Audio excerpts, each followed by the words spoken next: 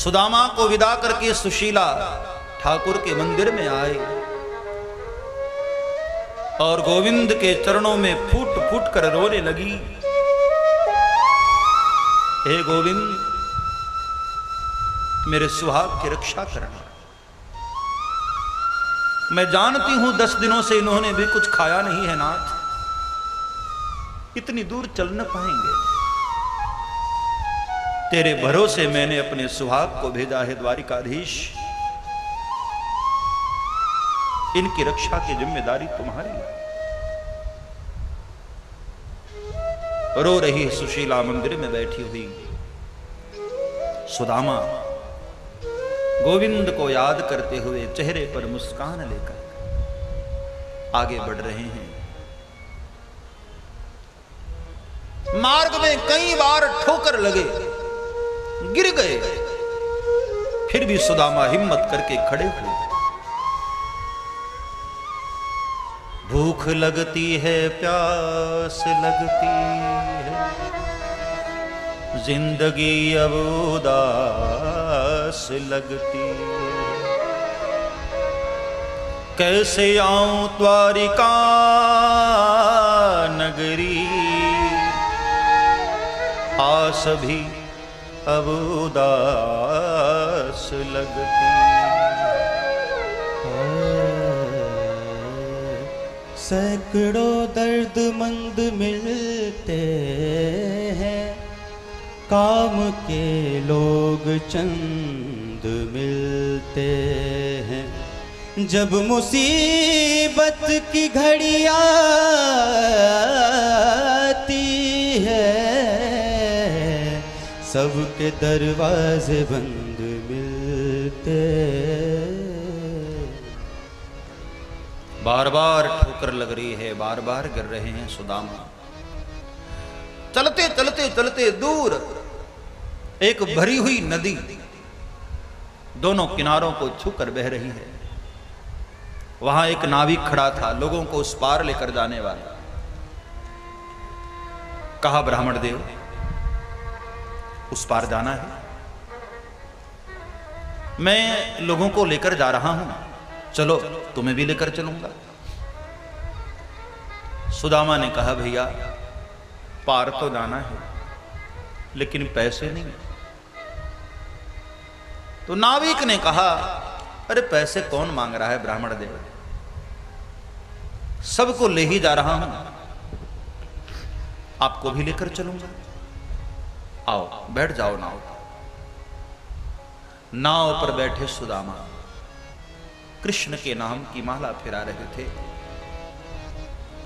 जब बीच धारा में नाव गई, केवट सुदामा को देख रहा है। ब्राह्मण, एक बात पूछूं, ये बारिश के मौसम में कहां जा रहे हो? पांव में कोई पादुका नहीं है, तन पर कपड़े फटे हुए हैं और ऐसा लग रहा है कि बहुत दिनों से आपने कुछ खाया भी नहीं। कहां जा रहे हो ब्राह्मण देव? सुदामा ने कहा, भैया आपने नाम सुना होगा द्वारिकाधीश का। केवट ने कहा, द्वारिकाधीश? हाँ हाँ, मैंने नाम सुना है, बहुत बड़े राजा हैं वो तो। सुदामा ने कहा, मैं उनका मित्र हूं, मैं उनसे मिलने जा रहा हूं। केवट ने कहा, वो पंडित क्यों झूठ बोल रहे हो? कहां द्वारिकाधीश और कहां तुम?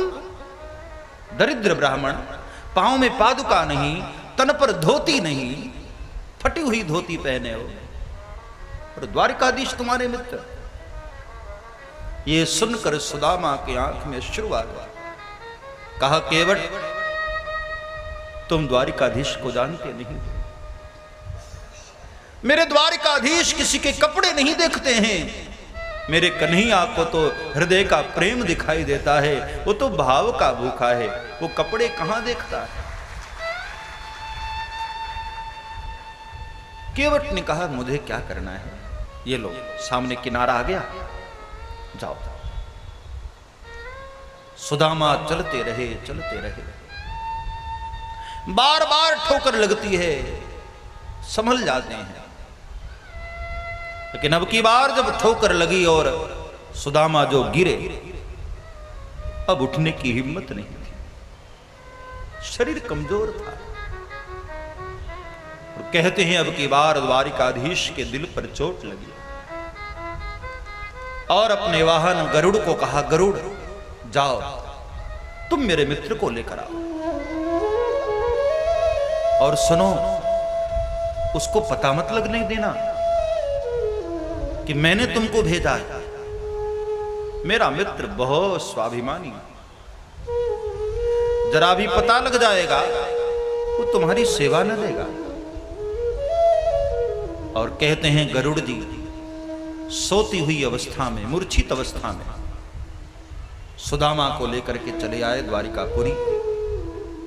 यहां द्वारिका में सुदामा को लाकर छोड़ दिया। थोड़ी देर के बाद जब सुदामा को होश आया तो देखा कि किसी नगर में हूं मैं। लोगों से पूछा, भैया ये कौन सी नगरी है? लोगों ने कहा, द्वारिकापुरी। द्वारिकापुरी? और द्वारिका का नाम सुनते ही सुदामा के चेहरे पर मुस्कान आ गई। हे मेरे गोविंद की द्वारिका? लोगों ने कहा कि हां ये वही द्वारिका है। सुदामा ने कहा, आप लोग बता सकते हैं द्वारिकाधीश का महल कहां है?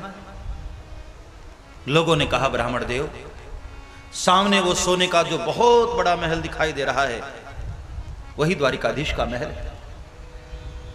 सुदामा जी लकड़ी के सहारे चलते हुए आए द्वार पर। बड़े बड़े राजा महाराजा लोग भीड़ लगा करके खड़े हैं कृष्ण के एक झलक को पाने के लिए, दर्शनों के लिए।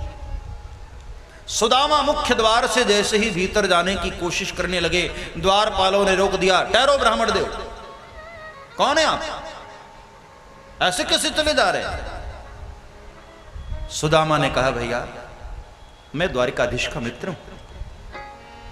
द्वारपाल ने कहा, लो सुनो, ये उनका मित्र है। अरे पंडित क्यों झूठ बोलता है? फटी हुई धोती, पांव में पादुका नहीं, दरिद्र का वेश तुम्हारा, और द्वारकाधीश के मित्र हो।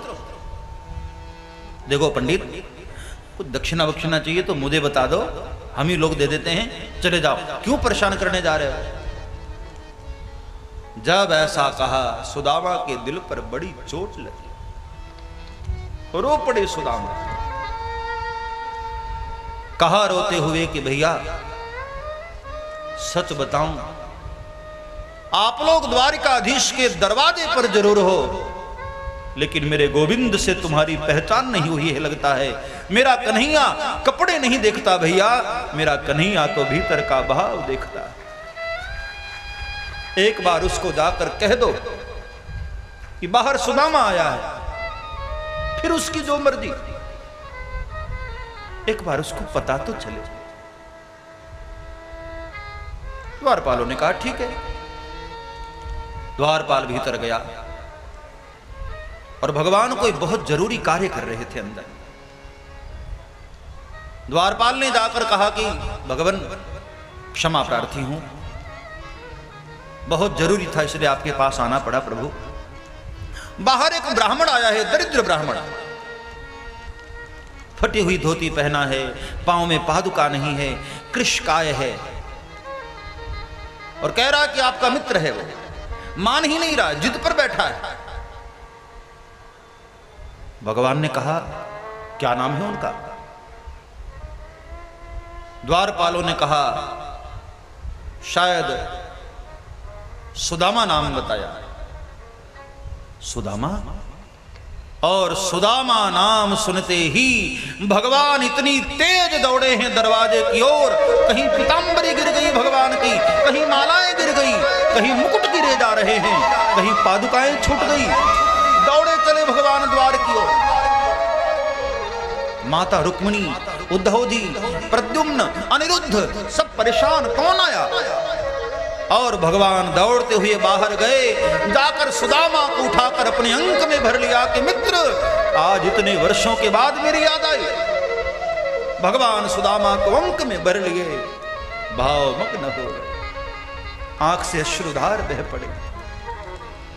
आज ये प्रेम देखकर द्वारपाल भी अचंभित रह गए। मन ही मन क्षमा मांगने लगे, ब्राह्मण देव मुझे क्षमा करना, मुझसे भूल हो गई।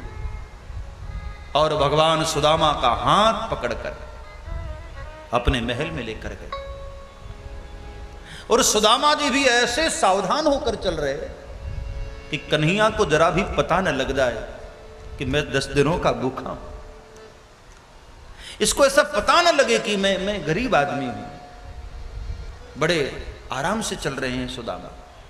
अंदर आए, सभी रानियों को बुलाया, सुनो ये मेरे मित्र हैं, ब्राह्मण देव हैं ये, आज इनके आने से हमारा महल पवित्र हुआ है। देवियों जाओ जल लेकर आओ, हम इनका चरण प्रक्षालन करेंगे। और भगवान माता रुक्मिणी जल डालने लगी और ठाकुर अपने हाथों से मल मल कर सुदामा के चरण धो रहे।